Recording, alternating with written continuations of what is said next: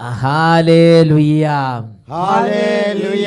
യേശുവേ ആരാധന, യേശുവേ ആരാധന, യേശുവേ സ്തോത്രം, യേശുവേ സ്തോത്രം. പുറപ്പാടിൻ്റെ പുസ്തകം 20-ാം അധ്യായം 24-ാം തിരുലിഖിതം. എൻ്റെ നാമം അനുസ്മരിക്കാൻ ഞാൻ ഇടവരുത്തുന്നിടത്തൊക്കെ ഞാൻ നിങ്ങളുടെ അടുക്കലേക്ക് വന്ന് നിങ്ങളെ അനുഗ്രഹിക്കും. ഈ വചനത്തിൻ്റെ അത്ഭുത ശക്തിയാൽ നിങ്ങൾക്കേവർക്കും കൃപയും സമാധാനവും. Hallelujah, hallelujah. പ്രിയപ്പെട്ട സഹോദരങ്ങളെ, ഇന്ന് വിശുദ്ധ ലിഖിതം നമുക്ക് വെളിപ്പെടുത്തി തരുന്ന വളരെ പ്രധാനപ്പെട്ട ഒരു വചനം. പുറപ്പാട് 20-24 അവിടെ നിന്ന് പഠിപ്പിക്കുകയാണ്, എൻ്റെ നാമം അനുസ്മരിക്കാൻ ഞാൻ ഇടവരുത്തുന്നതൊക്കെ ഞാൻ നിങ്ങളുടെ അടുത്ത് വന്ന് നിങ്ങളെ അനുഗ്രഹിക്കും. ഒരനുഭവം നമുക്ക് ശ്രദ്ധിക്കാം. എൻ്റെ പേര് നിഷ സുനിൽ. ഞാൻ ചെമ്മണ്ണാർ സെൻറ്റ് സേവിയേഴ്സ് ഇടവകയിൽ നിന്നും വരുന്നു. വിശുദ്ധ സേവ്യാർ പുണ്യാളൻ്റെ പള്ളിയിൽ നിന്നാണ് വരുന്നത്. എനിക്ക് കഴിഞ്ഞ 2012 ഫെബ്രുവരി മാസത്തിൽ എൻ്റെ ഡെലിവറി കഴിഞ്ഞിരുന്ന സമയത്ത് ഞാനിങ്ങനെ ടെലിവിഷനിലൂടെ അഭിഷേകാഗ്നി പ്രോഗ്രാം കണ്ടുകൊണ്ടിരുന്ന സമയത്ത് കാഞ്ഞിരപ്പള്ളിയിൽ നിന്നും 21 വർഷം പഴക്കമുള്ള ചെവിയിലൂടെ പഴുക്കുന്ന അസുഖമുള്ള ഒരു കുട്ടിയുടെ സാക്ഷ്യം അച്ഛൻ ടെലിവിഷനിലൂടെ വായിച്ച് ഞാൻ കേട്ടു. ആ സമയത്ത് ആ കുട്ടിക്ക് 21 വർഷം പഴക്കമുള്ള ചെവിയിലൂടെ പഴുപ്പ് വരുന്ന അസുഖമായിരുന്നു. എനിക്ക് 27 വർഷമായിട്ട് ഞാനിത് അനുഭവിച്ചു കൊണ്ടിരിക്കുകയായിരുന്നു. 27 വർഷം ചെവിയിൽ ചെറുപ്പത്തിൽ ടൈഫോയിഡ് വന്നതിനെ തുടർന്നാണ് അങ്ങനെ ഉണ്ടായത്. ഏകദേശം ഒരു 10 ENT ഡോക്ടേഴ്സിനെങ്കിലും ഞാൻ കാണിച്ചു. ലാസ്റ്റ് കാണിച്ചത് തിരുവനന്തപുരത്തെ ജനറൽ ആശുപത്രിയിലെ ഡോക്ടറിനെയായിരുന്നു. എന്നിട്ട് ബഡ്സ് ഇടരുതെന്ന് എന്നോട് പറയും. എന്നാൽ ഇറിറ്റേഷൻ കാരണം ഞാൻ ബഡ്സ് ഇടും. വീണ്ടും ചെവിക്കകത്ത് പഴുക്കും. പുറത്തേക്ക് പഴുപ്പൊന്നും വരാറില്ലായിരുന്നു, എങ്കിലും എപ്പോഴും ഒരു അസ്വസ്ഥതയായിരുന്നു ചെവിക്കകത്ത്. അങ്ങനെ ഞാൻ ഈ TV പ്രോഗ്രാം കണ്ടുകൊണ്ടിരുന്ന സമയത്ത് ഞാൻ പ്രാർത്ഥിച്ചു, എൻ്റെ ഈ ചെവിയും സൗഖ്യമാക്കുകയാണെങ്കിൽ ഞാൻ കർത്താവിനെ മഹത്വപ്പെടുത്തിക്കൊള്ളാം എന്ന് ഞാൻ പറയുകയുണ്ടായി. അങ്ങനെ ഞാൻ പ്രാർത്ഥിച്ചു. ക്രമേണ എൻ്റെ അസുഖം 1 മാസത്തിനിടയ്ക്ക് മാറിക്കിട്ടി. ഇതുവരെയും പിന്നീട് വന്നിട്ടില്ല. ടെലിവിഷനിൽ അഭിഷേകാഗ്നി പ്രോഗ്രാം നടന്നുകൊണ്ടിരിക്കുമ്പം വേറൊരു വ്യക്തി 21 വർഷമായി ചെവിയുടെ പഴുപ്പ് ഉണ്ടായിരുന്ന സൗഖ്യപ്പെട്ടത് സാക്ഷ്യപ്പെടുന്നത് കേട്ടു. ആ സമയത്ത് പ്രാർത്ഥിച്ച് അതിനുശേഷം 1 മാസത്തിനുള്ളിൽ ഈ ചെവി, അത് 27 വർഷമായി ഈ കുട്ടി അനുഭവിച്ചുകൊണ്ടിരിക്കുന്ന പീഡയാണ്, അതങ്ങോട്ട് സൗഖ്യപ്പെട്ടു. അതിനുശേഷം 6 മാസം പ്രായമായ എൻ്റെ കുഞ്ഞിന് ഈ പ്രോഗ്രാം കണ്ട് പ്രാർത്ഥിച്ചതിന് ശേഷം 4 മാസം കഴിയുമ്പോഴാണ് എൻ്റെ കുഞ്ഞിനും ഇതേ അസുഖം തന്നെ ഉണ്ടായി. പനി വന്നു, ഇങ്ങനെ ചെവിക്ക് അതോടെ പഴുപ്പ് വന്നു. ആദ്യം ഹോസ്പിറ്റലിൽ പോയി മരുന്നൊഴിച്ചു, മാറി. വീണ്ടും ഒരാഴ്ച കഴിഞ്ഞപ്പോൾ വീണ്ടും പഴുപ്പ് വന്നു. ആ സമയത്ത് ഞാൻ ഞായറാഴ്ചത്തെ ടെലിവിഷൻ പ്രോഗ്രാമിലൂടെ അച്ഛൻ പറഞ്ഞതനുസരിച്ച് ഈ കൊച്ചിൻ്റെ ചെവിയിൽ കൈവച്ച് പ്രാർത്ഥിച്ചു. നാളെ നേരം വെളുക്കുമ്പോഴേക്കും എൻ്റെ കുഞ്ഞിൻ്റെ ചെവി ഉണങ്ങിയിരിക്കുന്നതായിട്ട് എനിക്ക് കാണണമെന്ന്. അതുപോലെ തന്നെ നേരം വെളുത്തപ്പോൾ ചെവി ഉണങ്ങിയിരിക്കുന്നതായിട്ട് കാണുകയും പിന്നീട് കുഞ്ഞിന് ജലദോഷം ഉണ്ടായപ്പോഴൊന്നും ചെവിയിലൂടെ പഴുപ്പ് ഇതുവരെയും വന്നിട്ടില്ല. Hallelujah, hallelujah. അത്ഭുതകരമായ കുടുംബത്തെ അങ്ങ് ഡെലിവറി ചെയ്ത് അങ്ങ് വിടുവിച്ച് കരങ്ങൾ ഉയർത്തി കൈയടിച്ച് കൈയടിച്ച് കൈയടിച്ച് കർത്താവിനെ ആരാധിക്കാം. നമ്മി ഞാനെങ്ങനെ ചൊല്ലേണം ദൈവമേ നിന്നുടെ നന്മകൾക്കായി, വാക്കുകൾ പോരാതാ ചൊല്ലാ ശക്തിയുമില്ലെനിക്ക്.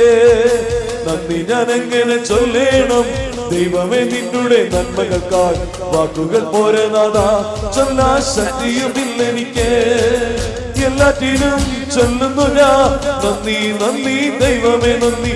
എല്ലാറ്റിനും ചൊല്ലുന്നു ഞാൻ നന്ദി നന്ദി ദൈവമേ നന്ദി. Hallelujah, hallelujah. പ്രിയപ്പെട്ട സഹോദരങ്ങളെ, ഈ നിമിഷങ്ങളിൽ എഴുന്നേറ്റ് നിന്ന് നമുക്ക് പ്രാർത്ഥിക്കാം.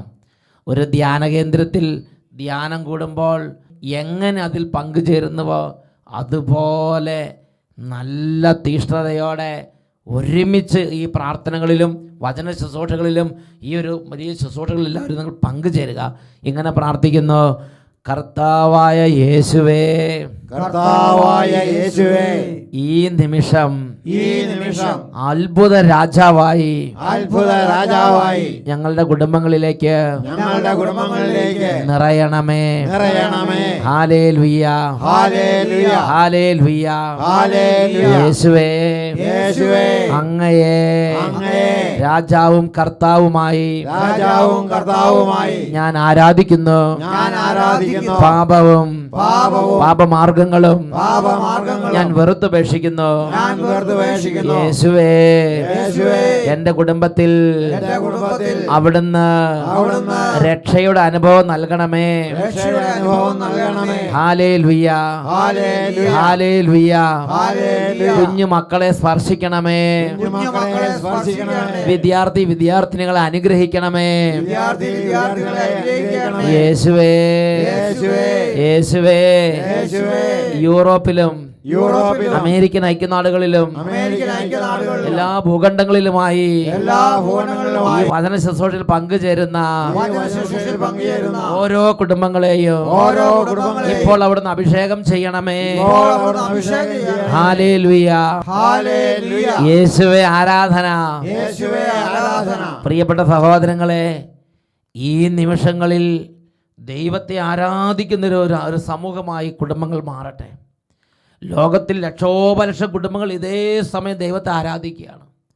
വലിയ ലക്ഷക്കണക്കിന് അത്ഭുതങ്ങൾ കർത്താവ് ലോകത്തിൽ വർഷിക്കുന്ന സമയമാണിത്. പ്രിയപ്പെട്ട സഹോദരങ്ങളെ, ആരെല്ലാം ഹൃദയം തുറക്കുന്നുവോ അവിടെയെല്ലാം ദൈവത്തിന് അനുഭവമുണ്ട്.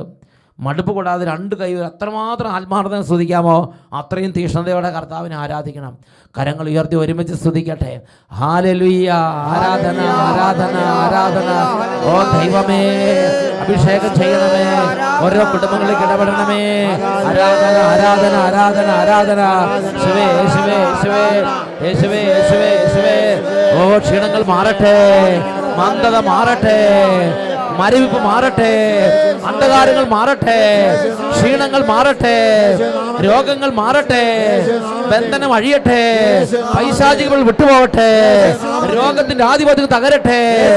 എല്ലാ അന്ധകാരത്തെ ശാസിക്കുന്നു, ദുർബാധകളെ ബന്ധിക്കുന്നു, ദുർപീഡകളെ ആട്ടിപ്പായിക്കുന്നു. കടബാധ്യതകൾ വിട്ടുപോകട്ടെ, സംശയങ്ങൾ മാറിപ്പോകട്ടെ, വെറുപ്പിന്റെ കെട്ടുകൾ അഴിയട്ടെ. ഹല്ലേലൂയ, ആരാധന, ആരാധന, ആരാധന. യേശുവേ, യേശുവേ, യേശുവേ, ആരാധന, ആരാധന. യേശുവേ, യേശുവേ, ഈശോയെ ആരാധന, ആരാധന, ആരാധന. ഹല്ലേലൂയ, ഈശോയെ നന്ദി. യേശുവേ ആരാധന, യേശുവേ നന്ദി, യേശുവേ സ്തുതി. സ്നേഹമുള്ള ദൈവമേ, ഇന്ന് പ്രത്യേക നിയോഗങ്ങളോടെ പ്രത്യേക ഇൻറ്റൻഷൻ വെച്ച് ഈ വചന ശുശ്രൂഷയിൽ പങ്കുചേരുന്ന കുടുംബങ്ങളെ പ്രത്യേകം സമർപ്പിക്കുന്നു. കർത്താവെ, അങ്ങയുടെ വലം കൈ നീട്ടണമേ. കർത്താവെ, ഈ കുടുംബങ്ങളെ അവിടുന്ന് അനുസ്മരിക്കണമേ. കർത്താവെ, അങ്ങയുടെ നാമത്തിൽ ഈ കുടുംബങ്ങളിൽ അങ്ങയുടെ അത്ഭുതകരമായ ഇടപെടൽ ഒരു യാഥാർത്ഥ്യമായി എന്ന് പറയാൻ തക്കവണ്ണം ഈ കുടുംബങ്ങളെ അനുഗ്രഹിക്കണമേ. കർത്താവെ, ഇപ്പോഴും എപ്പോഴും എന്നേക്കും. ആമേൻ, ആമേൻ, ആമേൻ. Praise the Lord, praise the Lord. നമുക്ക് ഇരിക്കാം. ഹല്ലേലൂയ, ഹല്ലേലൂയ. യേശുവേ ആരാധന, യേശുവേ ആരാധന, യേശുവേ സ്തോത്രം, യേശുവേ സ്തോത്രം. ഇന്ന് നാം ചിന്തിക്കുന്നത് ധിക്കാരികളുടെ കൂട്ടത്തെ നിർമാർജനം ചെയ്യുന്ന കർത്താവ് എന്ന വിഷയത്തെക്കുറിച്ചാണ്. പ്രഭാഷകന്റെ പുസ്തകത്തിൽ 35-ാം അധ്യായം 18-ാം തിരുലിഖിതം, കർത്താവ് വൈകുകയോ സ്വസ്ഥനാവുകയോ ഇല്ല. അവിടുന്ന് നിർദയന്റെ അരക്കെട്ട് തകർക്കുകയും ജനതകളോട് പ്രതികാരം ചെയ്യുകയും ചെയ്യും. ധിക്കാരികളുടെ കൂട്ടത്തെ നിർമാർജനം ചെയ്യുകയും അനീതി പ്രവർത്തിക്കുന്നവന്റെ ചെങ്കോൽ തകർത്തു കളയുകയും ചെയ്യും. Hallelujah, hallelujah. അനീതി പ്രവർത്തിക്കുന്നവന്റെ ചെങ്കോൽ തകർത്തു കളയുന്ന കർത്താവ്. ധിക്കാരികളുടെ കൂട്ടത്തെ നിർമാർജനം ചെയ്യുന്ന കർത്താവ്. പ്രഭാഷകന്റെ പുസ്തകത്തിൽ 35-ാം അധ്യായം 18-ാമത്തെ വാക്യം. പ്രിയപ്പെട്ട സഹോദരങ്ങളെ, ലോകത്തിൽ നാം കാണുന്ന ഒരു പ്രതിഭാസം, എന്തെങ്കിലും ആയിക്കഴിഞ്ഞ് കഴിയുമ്പോൾ പിന്നെ മടിയില്ലാതെ മറ്റുള്ളവരെ ഞെരുക്കുന്ന ചില സ്വഭാവ പീഡ ചില ആളുകളെ ഗ്രസിക്കുകയാണ്. അധികാരത്തിലേക്ക് വരുന്ന ആളുകൾ, അല്ലെങ്കിൽ സാമ്പത്തികമായി ഒന്നുമില്ലായിരുന്നു, പിന്നെ പെട്ടെന്ന് സാമ്പത്തികമായി ഉയർന്നു, അല്ലെങ്കിൽ ഒന്നുമില്ലാത്ത അവസ്ഥയായിരുന്നു, കഷ്ടപ്പെട്ട് അങ്ങനെ ജോലി കിട്ടി, അങ്ങനെ ഒരു അധികാരത്തിലെത്തി, ഒരു ഓഫീസറായി, അല്ലെങ്കിൽ ഒരു മേലുദ്യോഗസ്ഥനായി, അതുമല്ലെങ്കിൽ ഒരു ഭരണകർത്താവായി, അതുമല്ലെങ്കിൽ ധനാഢ്യനായി, അതുമല്ലെങ്കിൽ 10 പേരുടെ നേതാവായി, ഒരു സംഘടനയുടെ ഒരു പാർട്ടിയുടെ തലവനായി. അങ്ങനെ ആയിക്കഴിയുമ്പോൾ നിരവധി ദൈവമക്കളെ ഒരു സ്വഭാവ പീഡ ഞെരുക്കുകയാണ്. എന്താ ഞെരുക്കുന്നത്? മറ്റുള്ളവരെ പീഡിപ്പിക്കുക, ദൈവത്തിൽ നിന്ന് അകന്നു പോവുക, തിന്മ പ്രവർത്തിക്കുക. രാജാക്കന്മാരുടെ 1-ാം പുസ്തകത്തിൽ 12-ാം അധ്യായം മുതൽ 14-ാമത്തെ അധ്യായത്തിൻ്റെ അവസാനം വരെ ഒരു രാജാവിൻ്റെ ചരിത്രം നമുക്കായി ദൈവം വിവരിക്കുന്നുണ്ട്. ജെറോബോവാം രാജാവ്. സോളമൻ്റെ മരണത്തോടുകൂടി ദൈവം ആ രാജ്യത്തെ 2ആയി വിഭജിച്ച് ഇസ്രായേലിൻ്റെ 10 ഗോത്രങ്ങളെ ജെറോബോവാം എന്ന രാജാവിനെ ഏൽപ്പിച്ചു കൊടുത്തു. ജെറോബോവാം സോളമൻ്റെ കാലത്ത് സോളമൻ്റെ ഒരു ഭൃത്യനായിരുന്നു. സോളമൻ്റെ രാജ്യത്ത് അടിമകളുടെ മേൽനോട്ടം വഹിച്ചിരുന്നവനായ ഒരു വ്യക്തിയായിരുന്നു ജെറോബോവാം. സെരൂവ എന്ന വിധവയായിരുന്നു അവൻ്റെ അമ്മ. എന്നാൽ ദൈവം അഹിയ പ്രവാചകൻ അയച്ചു.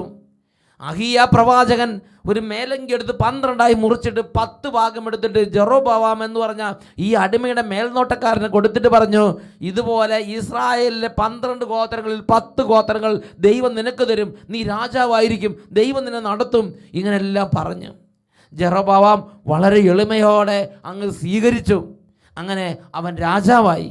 അവൻ ഇസ്രായേലിലെ 10 ഗോത്രങ്ങളെ അങ്ങനെ ഭരിച്ചുകൊണ്ടിരിക്കുകയാണ്. അങ്ങനെ എല്ലാം സെറ്റപ്പായി കഴിഞ്ഞപ്പോൾ പണമായി, അധികാരമായി, രാജാവായി, സൈന്യമായി, കിരീടമായി, ചെങ്കോലായി, ഇതെല്ലാം ആയിക്കഴിഞ്ഞപ്പോൾ അവൻ്റെ ഹൃദയം ദൈവത്തിൽ നിന്ന് അകന്നുപോയി.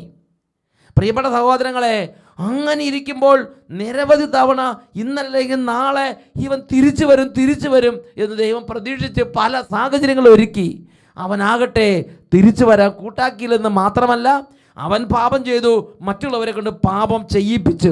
ഇസ്രായേലിൽ മുഴുവൻ വിഗ്രഹാരാധനകളും ഒരുപാട് അരാജകത്വങ്ങൾ അരങ്ങേറാൻ ഈ ജെറോബോവാം ഇടയാക്കി. വചനം പഠിപ്പിക്കുകയാണ്, അവൻ്റെ മുൻഗാമികളെക്കാൾ അധികമായി അവൻ്റെ ഹൃദയം കർത്താവിൽ നിന്ന് അകന്നുപോയി.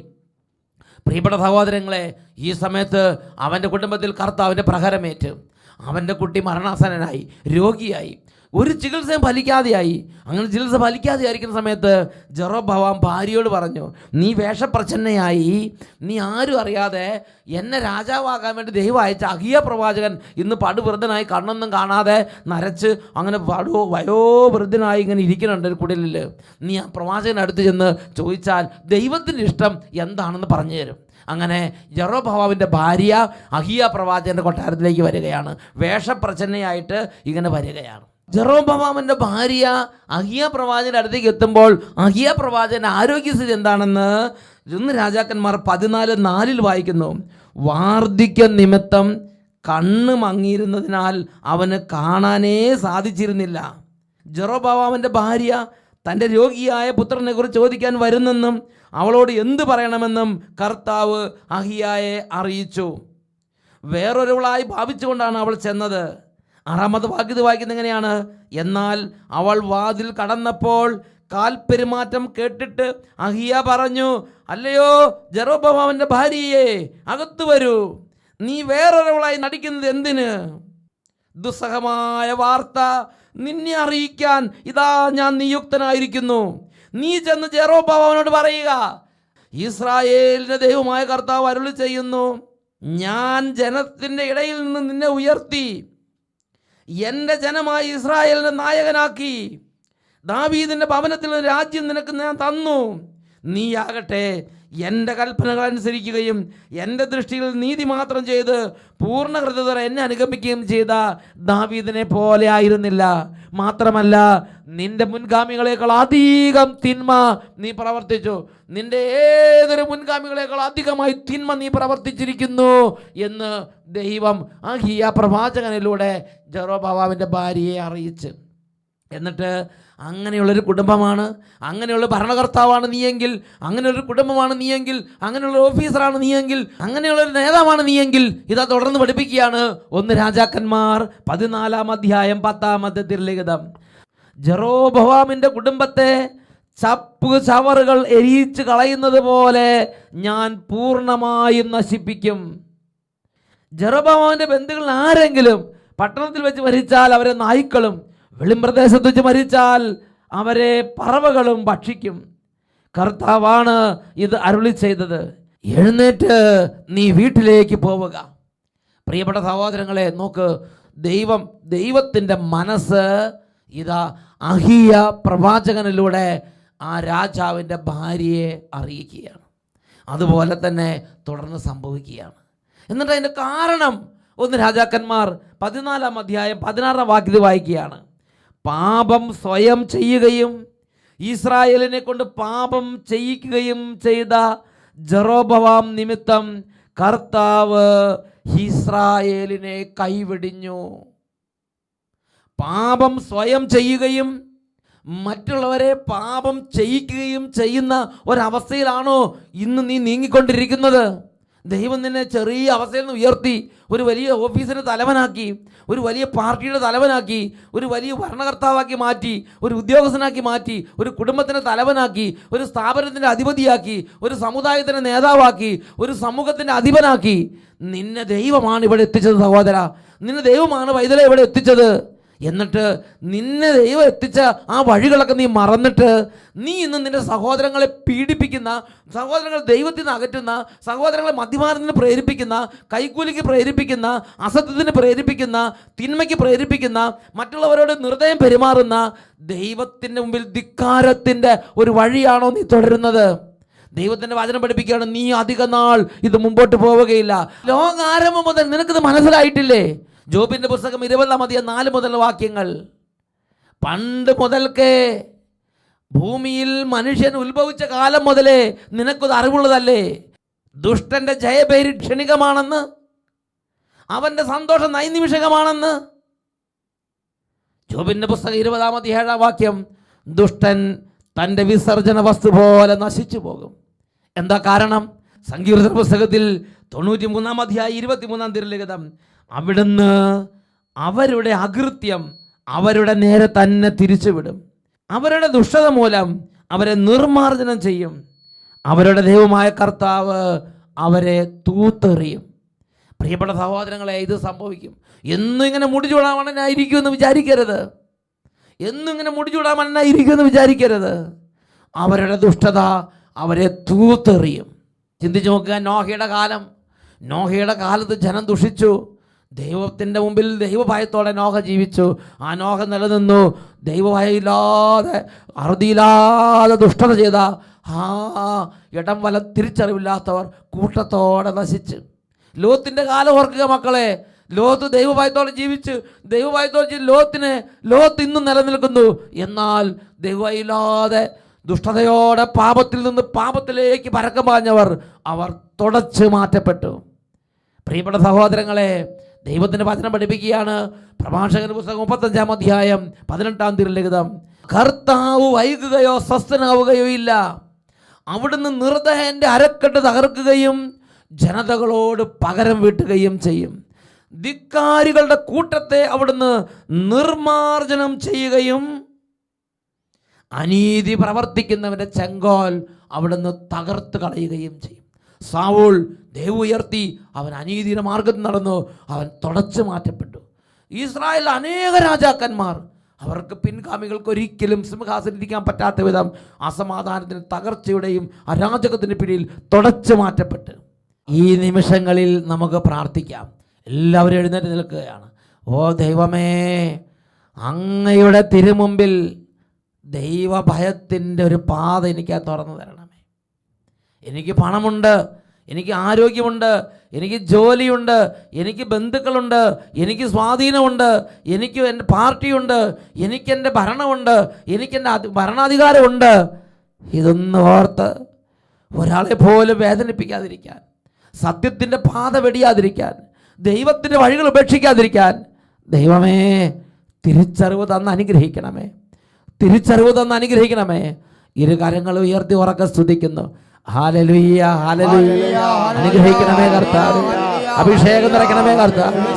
ഓ മക്കളുടെ മുഷ്ടി സ്വഭാവത്തിന്റെ ബന്ധനത്തിൽ നിന്ന് വിടുവിക്കണമേ, തന്നിഷ്ട പ്രകൃതി നിന്ന് മോചിപ്പിക്കണമേ, ധാർഷ്ട്യം കഴുകണമേ. ആരാധന, ആരാധന, ആരാധന, ആരാധന. യേശുവേ, യേശുവേ, യേശുവേ, യേശുവേ, ആരാധന, ആരാധന. ഹല്ലേലൂയ, ഹല്ലേലൂയ.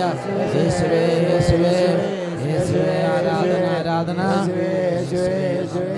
യേശുവേ ആരാധന, യേശുവേ സ്തോത്രം. ഈശോയുടെ അത്ഭുത നാമത്തിൽ ഓരോ കുടുംബങ്ങളെ ആശീർവദിക്കുന്നു.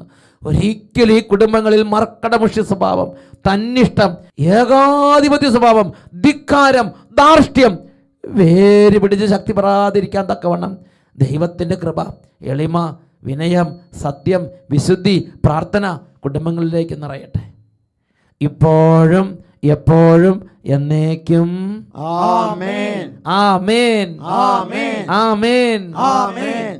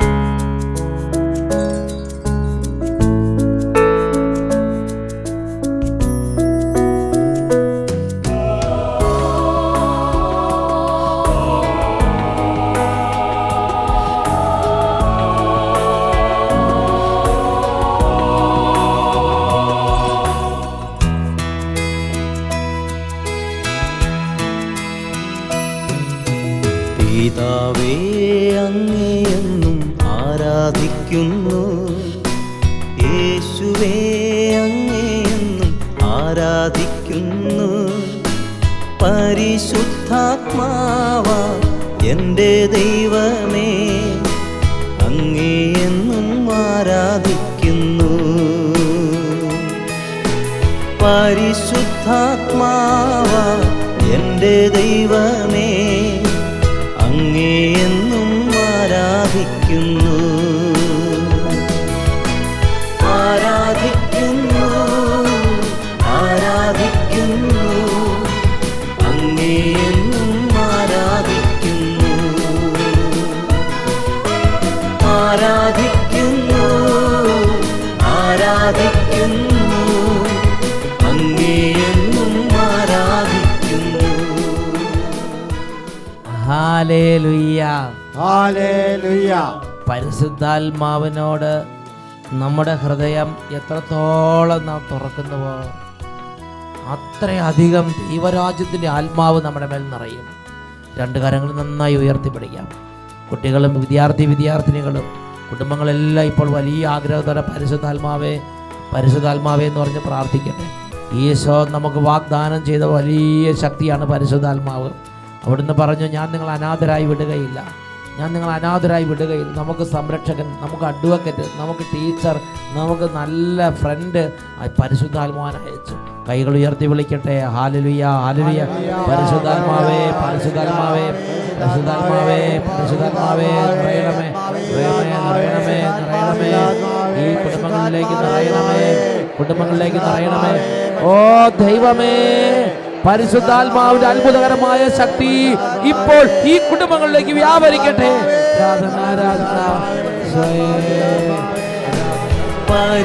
പരിശുദ്ധാത്മാവ എന്റെ ദൈവം